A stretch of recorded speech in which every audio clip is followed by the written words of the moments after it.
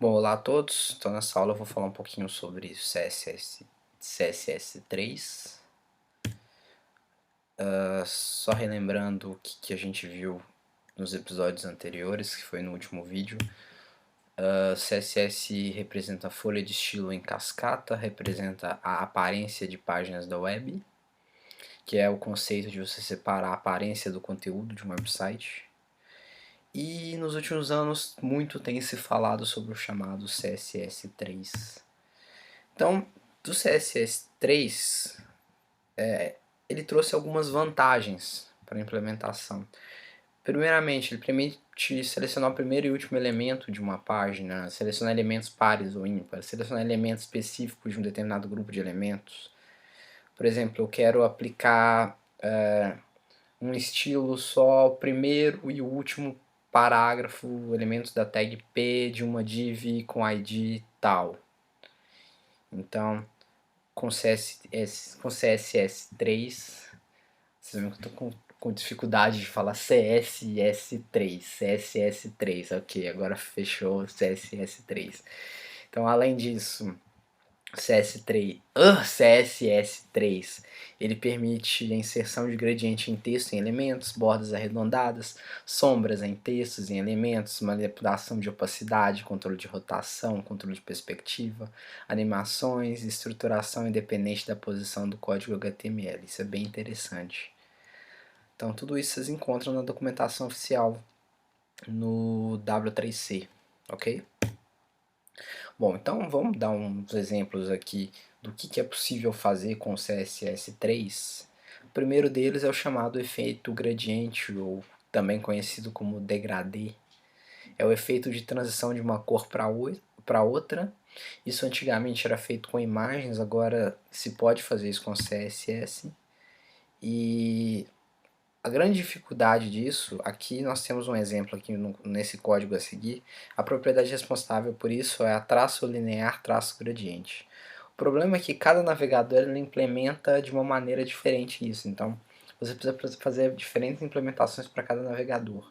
Então você tem essa característica para o Firefox, tem uma característica diferente, uma propriedade diferente para o Safari, para o Chrome, para o Opera, então são algumas propriedades diferentes necessárias, algumas modificações necessárias que se deve fazer. Bom, então aqui nós temos um exemplo de um efeito degradê aplicado a duas imagens. Aqui nós temos um degradê na parte de cima, um degradê bem exagerado de verde para vermelho, e aqui um degradê bem suave de um preto para um preto um pouco mais claro. Então sempre que vocês acharem necessário utilizar o degradê, então façam um degradê de cores bem suaves, ok? Outra propriedade que o CSS3 trouxe foi a possibilidade de arredondar bordas. Antigamente se tinha sempre bordas quadradas. Com a propriedade Border Radius você pode aplicar arredondamento nas bordas. Aqui nós temos um exemplo de uma borda sólida de uma div, e aqui nós aplicamos um border radius de 20 pixels. Percebam como ele fica um pouco mais arredondado. Não sei se vocês conseguem ver.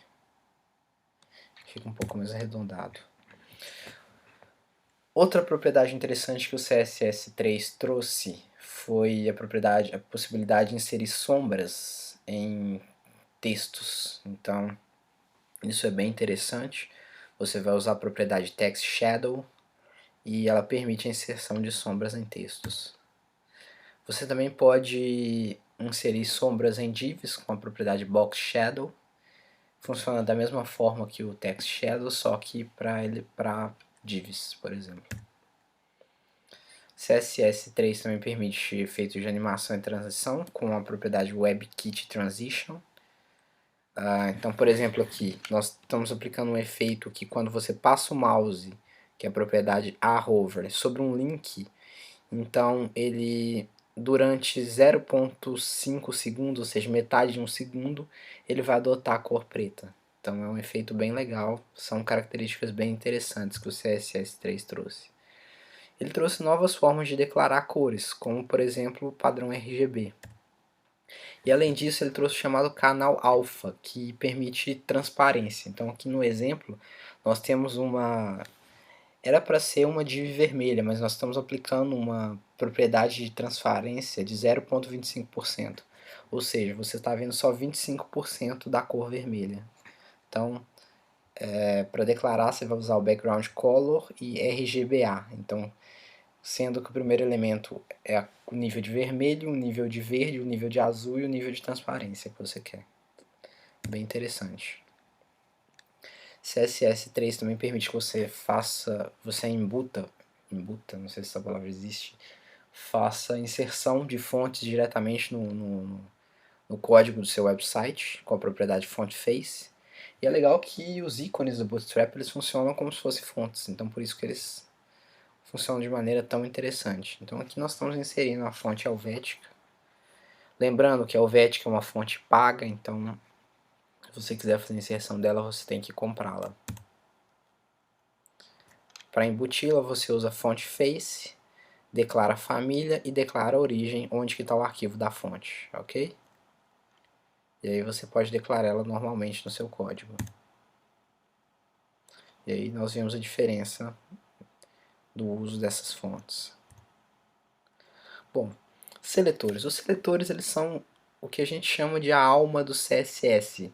Então, para você dominar o CSS, você precisa dominar os seletores. Um seletor ele representa uma estrutura. Essa estrutura é utilizada como uma condição para determinar quais elementos de um grupo de elementos serão formatados. Então, por exemplo, a síntese simples de um seletor, propriedade valor, a gente já conhece, já viu no CSS padrão.